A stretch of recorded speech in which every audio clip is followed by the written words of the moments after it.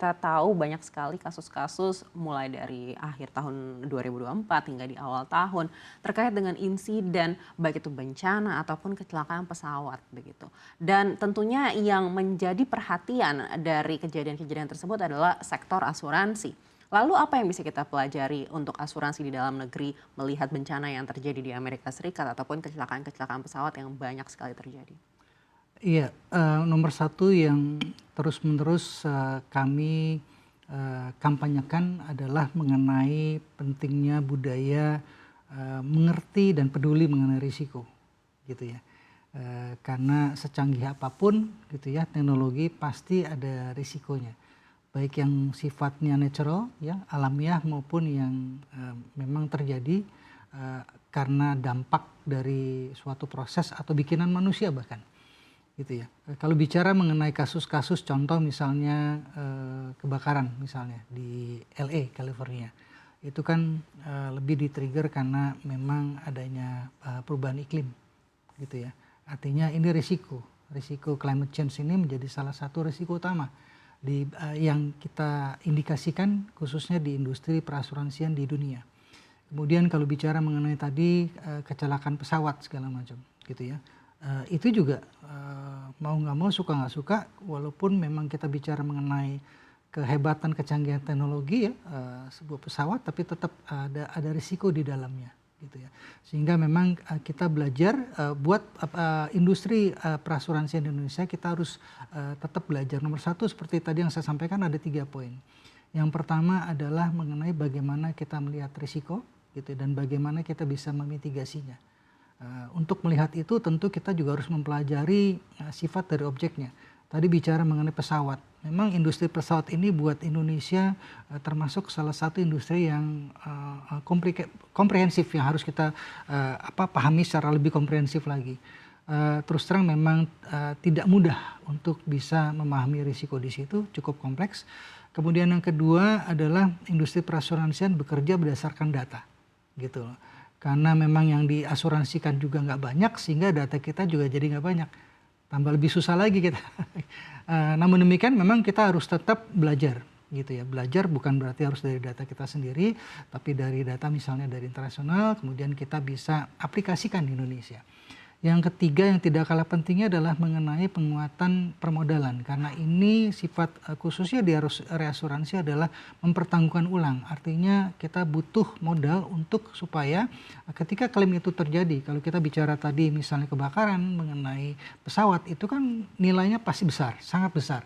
Sehingga butuh permodalan yang besar juga gitu. Jadi itu pun juga harus kita pertimbangkan untuk tetap, bisa kita tingkatkan terus. Baik, tapi penilaian Bapak sendiri terhadap, seberapa komprehensifnya, sektor asuransi khususnya untuk bencana di Indonesia sendiri seperti apa? Apakah sudah ada kemajuan dari tahun-tahun sebelumnya? Sebetulnya Indonesia, belajar sudah cukup lama karena nomor satu Indonesia termasuk salah satu negara, yang disebut sebagai Ring of Fire ya, rangkaian, cincin api gitu ya. Yang artinya memiliki, risiko bencana, yang cukup tinggi. Dari sisi itu khususnya misalnya bencana alam atau gempa bumi, kita sudah punya sebetulnya data, kita sudah punya sistem.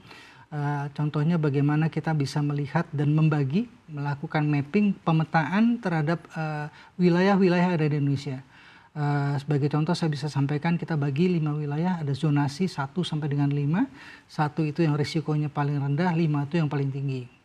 1 itu misalnya adalah di daerah Kalimantan, untuk bencana ya, kita bicara bencana misalnya Kalimantan Tengah, Kalimantan Tenggara itu termasuk yang, cukup aman gitu ya. Makanya mungkin IKN itu kan sekitar Kalimantan Timur, daerah-daerah situ masih cukup rendah.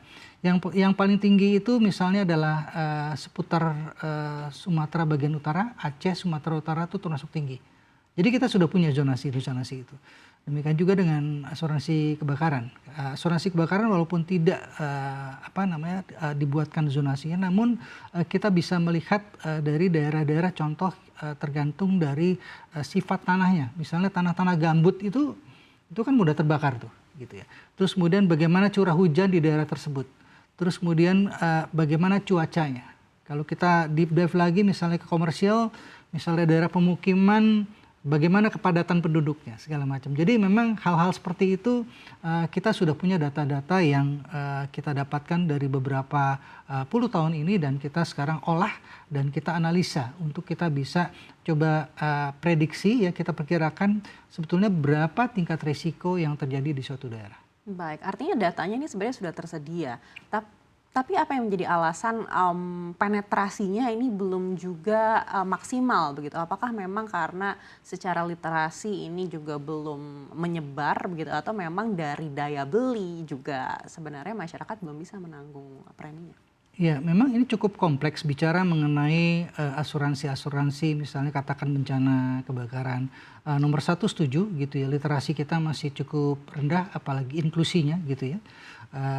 Masih sadar risiko itu memang masih membutuhkan usaha dari kita semua untuk ditingkatkan di masyarakat Indonesia. Terus kemudian kedua adalah barangkali mengenai skala prioritas gitu ya. Ini yang karena mereka nggak tahu, akhirnya mereka tidak memprioritaskan. Padahal sekali lagi yang namanya risiko bisa terjadi kapan saja, di mana saja gitu ya. Dan menurut saya sebetulnya ini kita bisa lakukan.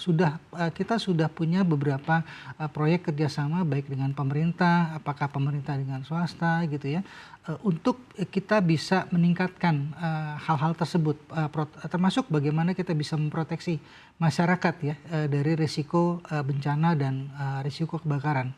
Nah, mudah-mudahan apalagi sudah di-trigger oleh Undang-Undang P2SK mengenai asuransi wajib ya dalam waktu dekat ini ya, dan ini bisa menjadi salah satu program prioritas pemerintah untuk bisa memberikan perlindungan kepada masyarakat, khususnya dari perlindungan terhadap bencana kepada masyarakat Indonesia.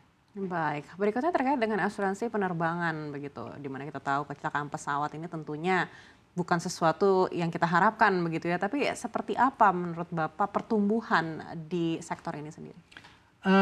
Asuransi penerbangan di Indonesia terus terang memang belum terlalu besar gitu ya. Kontribusi terhadap total industri tidak lebih dari 1%.